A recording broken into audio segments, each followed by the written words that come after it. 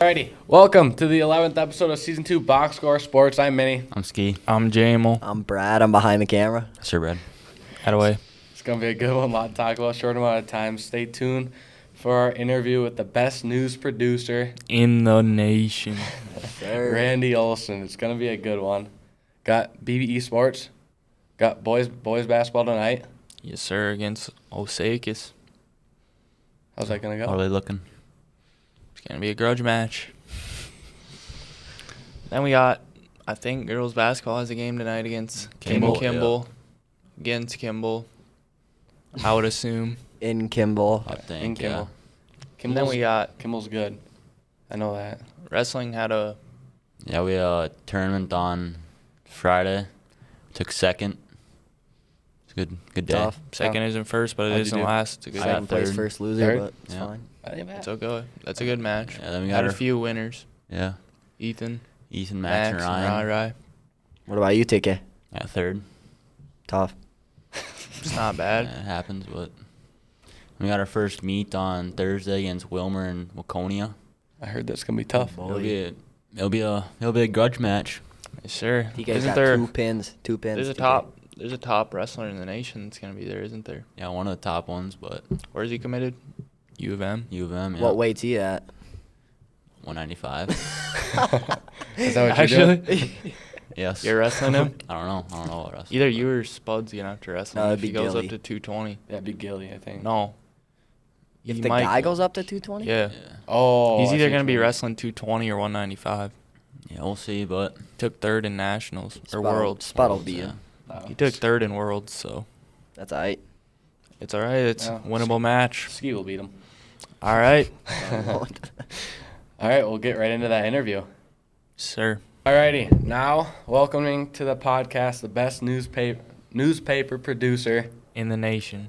Randy Olsen. Thank you, Randy. Welcome. Welcome, guys. Thanks it's for a pleasure. Thanks for Oh, hopping yeah. on. It's a real pleasure. It's gonna be a lot of fun. So we'll just start out getting into the questions. We'll just say, what inspired you to get into like the newspaper business? Well, I was back living at a farm, and I went on the Sauk Center Herald website looking for any kind of part-time work, as someone in their 20s does, as you will see when Yeah. you're in your 20s. You'll pretty much do anything for money almost. And they were looking for a sports writer, and I had never done anything with a newspaper. I had never done anything with. I didn't even do it with. Well, we didn't have a high school newspaper, but or at the college. I didn't do anything at the college newspaper at U of M Morris. But I answered it, and I went up there and interviewed, and I felt I could write. I had written things for the newspaper, the Bruton and Belgrade newspapers. So he signed me up, and next thing I know, I'm covering a BB football game, September of 2003. So this is my either 19th or 20th. I'd have to count them all up to be sure. Wow. I'm either in my 19th or 20th school year. So that fall I covered BB volleyball and BB football, their whole seasons. Wow. And that's and just part-time freelance, got basically a $50 or $100 check once a week, and that was what started that into newspapers. Wow.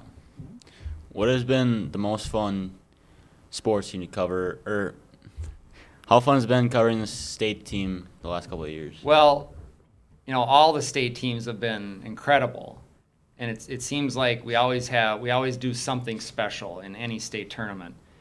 I'll go all the way back to the first one in the fall of 2005. We were unseeded and we were ranked. We were ranked 8th, I think, in state. We were in Class 2A. We were in Class 2A volleyball. Went down there, had a lot of young kids, 9th, 10th, 11th graders on the team.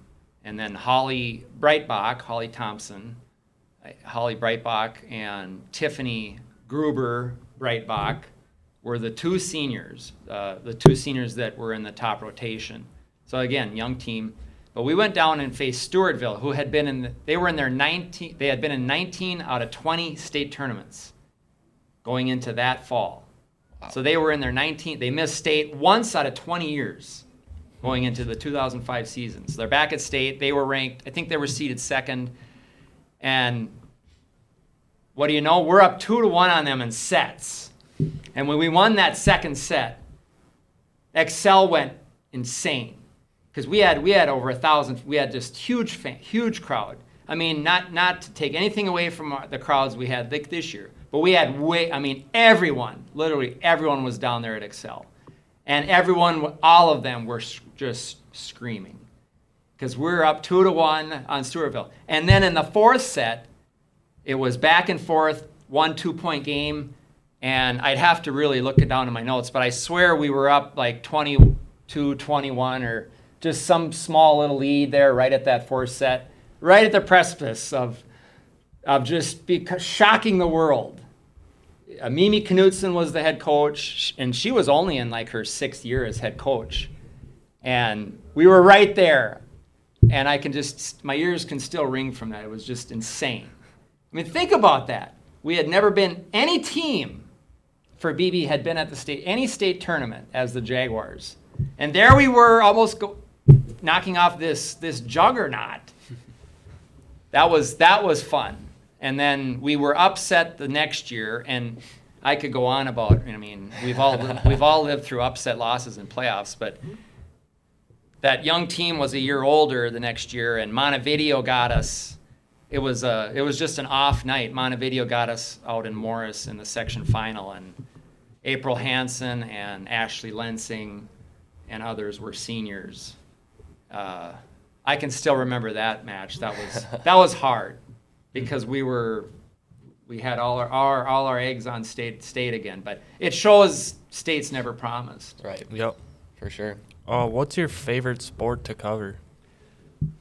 Football.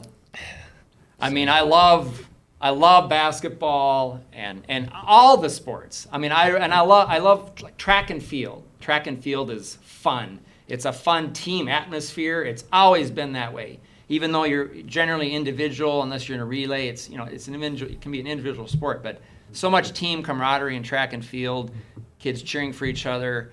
But often nights before football, Friday games, I can't sleep. Especially the opener, playoffs, football. It's always football. Sir.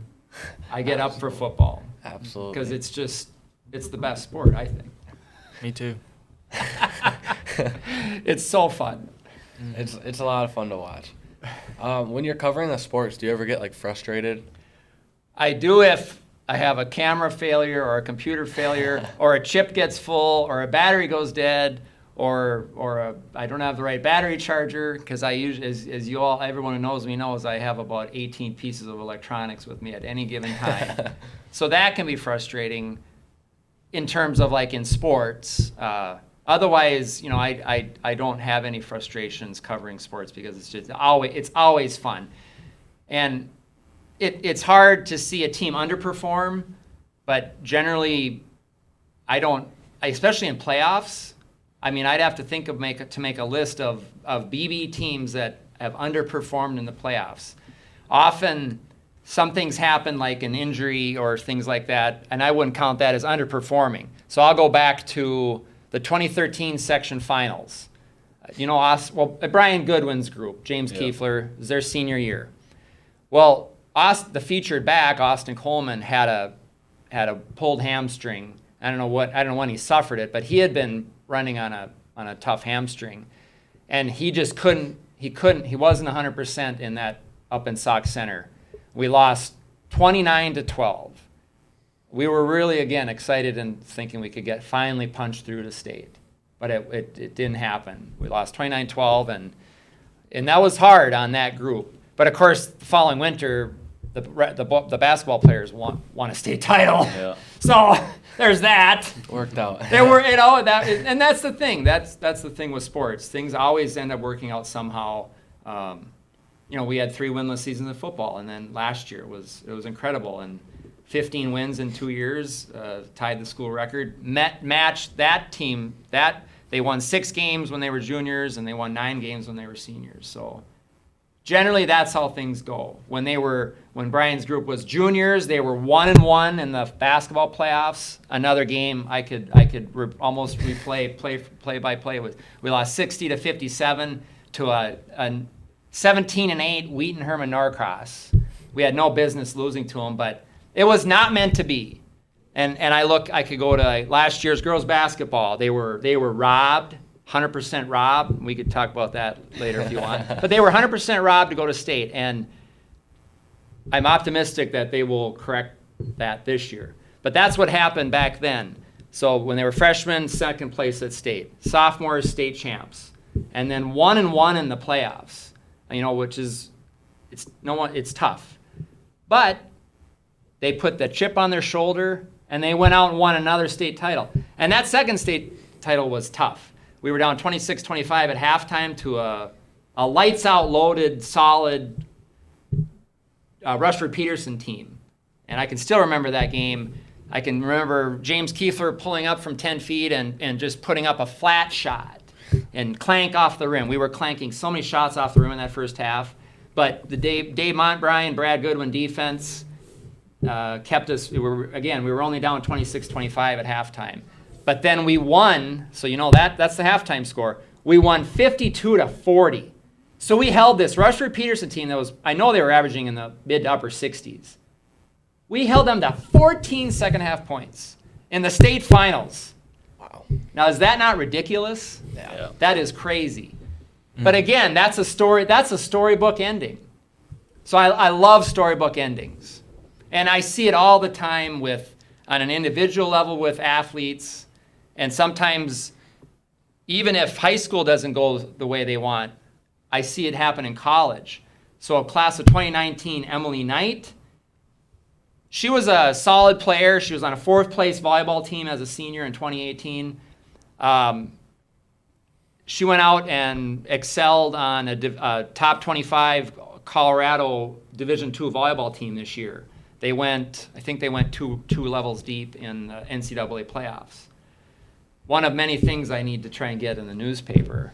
And then I did blog a little about her, and then I also blogged about Emily Kern. They went two or three matches deep in the NCAAs.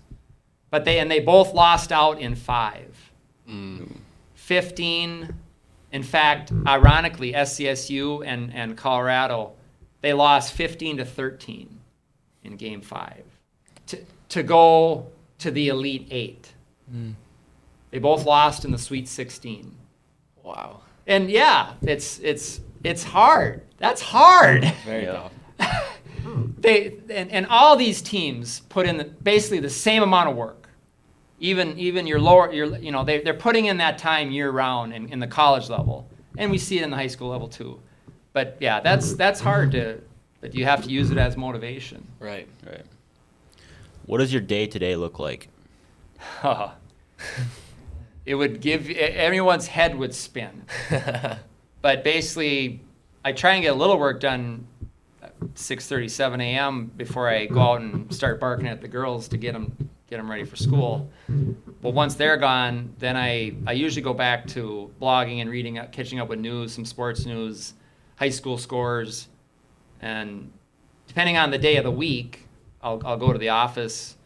And Monday, Tuesdays, I'm in the office. Really hard days, getting the paper ready for press. Wednesday, I go to the printing press and get it from the plant up in Lowry, Minnesota. Thursdays are pretty wide open, and what's helpful is my wife doesn't work on Thursdays, so if there's some children things or doctoring and so on, I don't have to worry about it. So that's nice. But I actually run my life based on 6 days a week on the mail truck. So this will bring you back to the business world. I'm always billing my advertising and so on, and that's how I make my money. And the mail truck comes at 3 p.m. every day in Bruton. So usually from 2 to 3, 6 days a week, I'm stuffing envelopes and getting bills in the mail, so the money keeps coming in. And I've had a pretty good year this year financially. The inflation and the economy is just like any business has hurt me, but Right.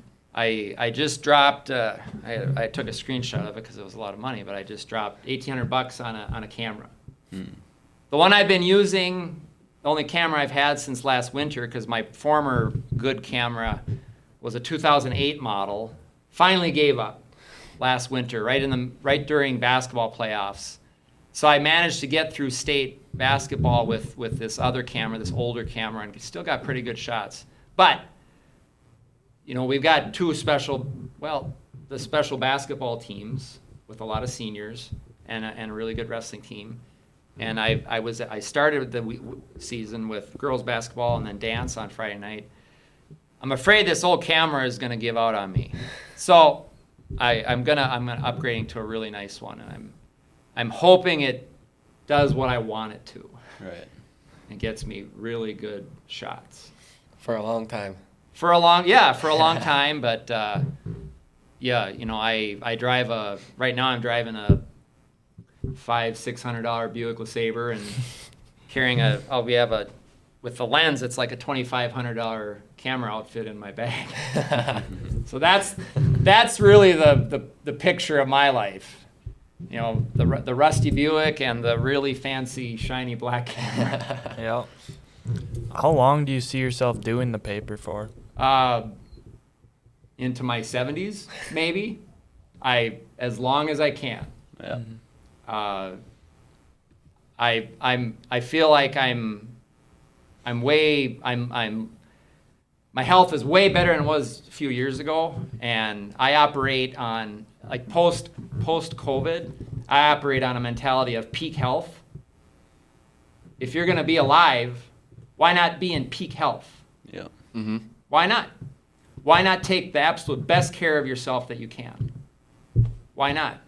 It's Right. like if maybe you have an old vehicle, well, you can still take care of it. You can drive it hard and things like that, but maintain it, take care of it, do the right things you're supposed to do. Right. And of course, yeah, I drive myself hard. Just watch me at a football game, but I operate on peak health. So that picture did you guys were able to see that picture I sent to Brady? Well, and you guys can work with it when you do to actually produce this show for YouTube. It was Homecoming 2017, and I don't know how it all came together, but afterwards, most of the seniors and a couple of juniors, we gathered for a picture, and you'll see it on the sideline after we won. We won 48-39. Another game I'll never forget for Homecoming. But I'm standing there in my high school football jersey. I was 45 pounds heavier in that picture. And I was already, that previous summer, I had set it on myself because I had a hard time keeping up to my daughters. They were younger and they were, busy little girls. And I said, this is ridiculous. I'm 40 years old, and I get tired easily. I put it in my mind to cut down to a healthy weight, what my ideal body size is, and I'm 45 pounds heavier, and now I don't feel like $1 million. I tell people I feel like $2 million every day, and it's fun. Mm-hmm. It's fun to live that way, and you get the most out of life that way when you're in peak health. Right. Mm-hmm. So to get into like the business, do you have to go to like college to get this degree, or? Well, funny you say that. I have zero newspaper anything. I don't have the slightest bit of formal newspaper training. Even in college, the one English class was just college writing. It was just it wasn't even a journalism class. It was just a college writing class.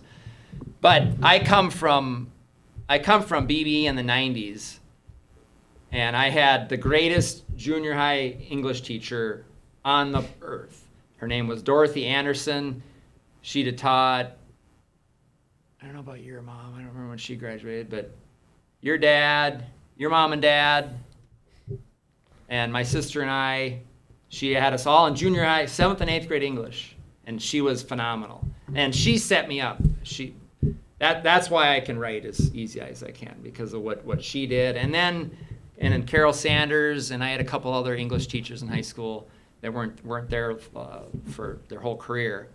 But I had that background, that writing background from high school. And actually, when I got to college, writing was easy because I had that solid footing in high school. But I actually started because Cliff Gasselchen, another one who taught all of our, like your mom and dad, your dad, and me. He was a science teacher. I really looked up to him and respected him, and a lot of other kids, most other kids did too. Anyway, I wanted to be a science teacher, and I didn't like spending all that time in the science room in the labs, and I'm like, I can't. My heart wasn't in it. Anyways, I switched over to political science. Back then, I really liked politics, so I got a worthless poli-sci degree, and I did a little dabbling in politics right out of college. But to answer your question, the only training I really have is from the newspaper owner up in Hoffman and the newspaper owner in Sauk Center when I worked for them. So I did the sports writing for the Jaguars, which I've done continuously.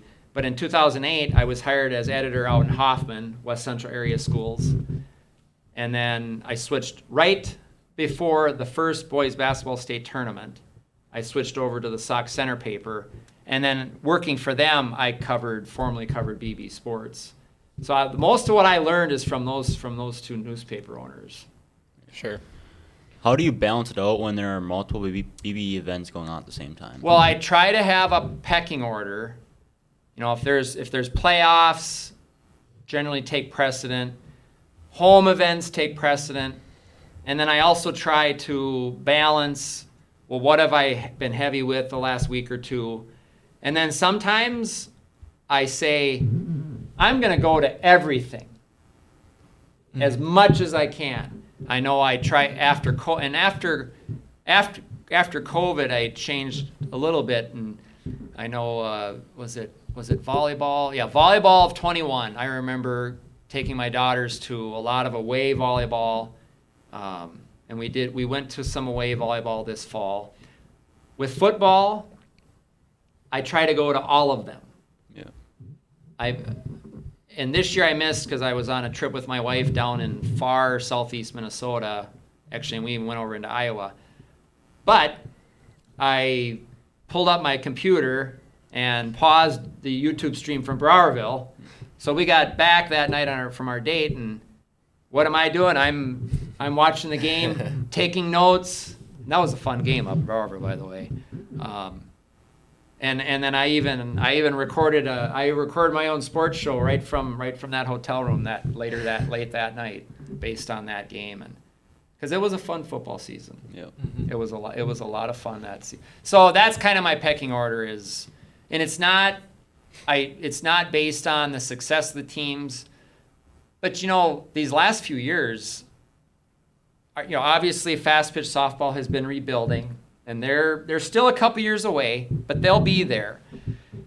But most teams haven't been down. Mm-hmm. Yeah. I mean, think about it. You look at baseball, football, wrestling, track, volleyball. I mean, isn't that ridiculous? Yeah. For our school our size. So let's say a team, God forbid, ends up 5-20. I wouldn't treat them any differently or go to any less games. I'm going to go to as much as I can. Right. So that's basically the pecking order. Playoffs, try to get to home events. But it's obviously fun to go on the road, and our fans travel well. Like wrestlers go for 2 days up to Pequot Lakes. Well, I'm not gonna go up to Pequot Lakes, but in a different world, maybe I would drive up to Barrett, this Saturday.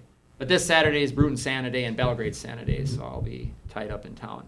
So there's also a pull of community events that may take me from sports, and week to week, there's a lot of sports in the paper, some less than others, and some people don't really like that necessarily, and that's fair. But I got into this because of sports reporting, and I love doing it. So if you want to love your job. Right. So that's just what I'm gonna do. I'm still gonna obviously religiously go to school board meetings and city council and church dinners and so on, because I like doing that. But nothing beats the thrill of a game, Right. and the crowd, and seeing kids succeed. Yeah. Could you ever see yourself doing a different job? It'd be hard. I really don't. You know, when COVID hit, and I didn't even know if I'd come out of it with a newspaper, because we didn't know what was going on. You know, I could punch a clock and do a shift job, and there's a lot of things I can do. I can do just about anything. I know one of the part-time things I remember doing. I worked at the cheese plant in Albany. I worked night shifts because then it didn't interfere with sports. But I really don't. And that's why I drill down on the newspaper. You can't come in my office and buy birthday cards. You can't buy reams of paper. I don't do job printing. I don't print raffle tickets. You know, it's all the newspaper. 100% focused on the newspaper, how I make money, and it's 50 to 70 hours a week. And I wouldn't have it any other way. Yep. Absolutely. Alrighty, I think that's all we have for you. Yep. I know you had on the first list. I don't know if you're on a time limit or not. No. I just had one other thing. The mentor in my life is my dad, and he died 17 years ago in a farm accident. So I still think about him a lot. But I made a quick short list. This is a group. So I was in 7th grade track, and that was it for sports that I was in. You go back in the 1991 yearbook, and there's my silly fool I was in track. But the football coach at the time had lost his managers. They graduated. The last one graduated in 93. So that fall, he roped me into student managing the football team. And I didn't know what I was doing, but they were all very helpful. And I still remember that group. It was a group of seniors. They went 4-4. They were actually 1 touchdown away from the Fargo Dome in the playoffs. We lost up in Osakis 28-21 or 28-20. Another tough loss because we all were excited to get up to the Fargo Dome, but they finished 5-5. I remember the big players on that team. Quarterback was Troy Nemmers, and then there was Jamie Zenzen, wide receiver, Davis Schwinghammer, who we know, his kids are all in school. He was a wide receiver. Ryan Bauer, wide receiver. Jeremy Rademacher was a running back on that team, and his kids are in school. But, you know, I was this literally this nobody. I was a 10th grader at the time. But they all were so welcoming. And, you know, they were the jocks of the school. They were just stud athletes. And they treated me with, you know, fairness and respect. And that always stuck with me. And that kind of opened my world to, you know, being involved in things like that. And I did musicals and speech and FFA. By the time I was a senior, I averaged at most 3 days a week in school. Of course, we were on a 5-day week back then. I was probably never in school more than 3 days a week because there were band trips, speech, FFA, Knowledge Bowl, year-round pretty much. And I don't have any regrets from high school because I was involved in everything. But being involved, and I go that into today, and when you read this week's newspaper, I got a lot written about that. It's already on the page of older kids encouraging younger kids. I see it all the time, and now lately I think I'm more self-aware of it and I recognize it quicker. But to see that dynamic of older kids encouraging younger kids, and you see coaches obviously do that too. But it's very special when older kids do that, especially, you know, it's one thing for the say Jameson is encouraging that younger kid that's maybe the neighbor kid that you've been familiar with your whole life. But it's even more special when it's just someone you're not even familiar with, but yet you see them and you recognize them and you give them that encouragement. And that's very special. And I see it all the time at BBE. It's very special to see that. That's why, like I've said before, and I've put it on my blog this week, this is the greatest show on earth.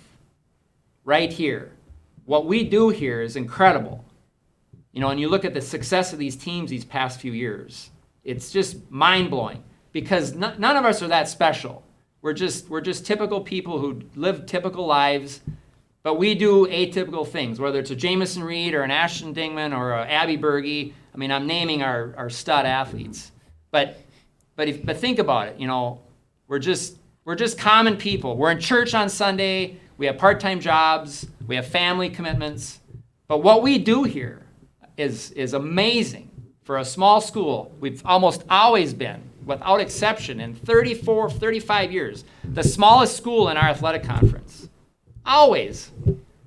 Yet we compete, we don't complain, we don't whine about it. We go out and get it done. Mm-hmm.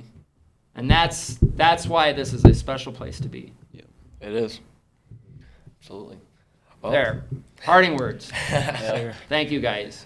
Thank Thank you. you. Thanks for hopping on. It's a lot of fun. It is fun. It's going to keep going. Yes, it Oh, is. yeah. Kimball tonight, we're going to knock off one of those co-champs. Yes, Oh, we yeah. are. Thank you. Yes, sir. Thank you. Alrighty, thank you very much, Randy. That was a very good interview. A lot of fun. Yep. Thank you. Thank you. Thank you. Best in the nation, you heard. But wait, before you leave, go down to the link in the description to get your gear from the box score. We'll put it up right here. Thank you. And Sir. hey, wait. And No, that's it. I'm just playing. All right, we'll see you guys next week. bro, Yeah. see ya.